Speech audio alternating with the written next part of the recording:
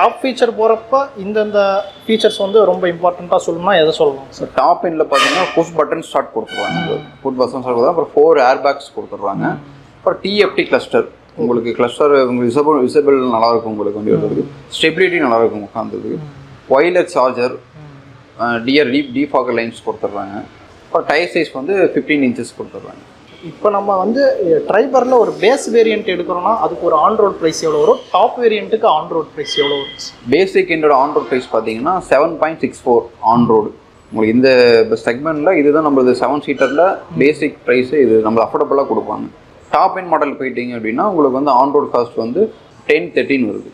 10-13 10,13,000 வருது.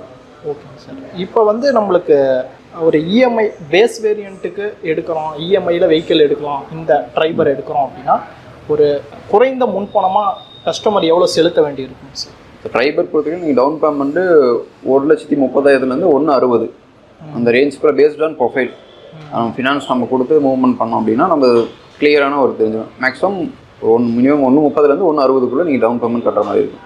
ஓகேங்க சார். இப்போ கஸ்டமர் வந்து புக்கிங் பண்ணுறாங்க அப்படின்னா அவங்க எவ்வளோ நாள் ட்ரைபர் எடுக்கிறதுக்கு வெயிட் பண்ண வேண்டியிருக்கும் சார்? நம்மள ஸ்டாக் இருக்குங்க, மேபி ஸ்டாக் இருந்துச்சு அப்படின்னா உங்களுக்கு வந்து வித்தின் 5 ஒர்க்கிங் டேஸில் டெலிவரி கொடுத்துருவோம். சப்போஸ் ஸ்டாக் இல்லை அப்படின்னா உங்களுக்கு வந்து 15 ஒர்க்கிங் டேஸ், மேக்ஸிமம் 1 மந்த்துக்குள்ளே நம்ம டெலிவரி ப்ராசஸ் பண்ணிக்கலாம். இப்போ புக்கிங் அமௌண்ட்டு ட்ரைபருக்கு எவ்வளோ வரும்? 11,000. எந்த வேரியண்ட்டாக இருந்தாலும் பேசிக்லேருந்து எந்த மாடல் போனாலுமே 11,000.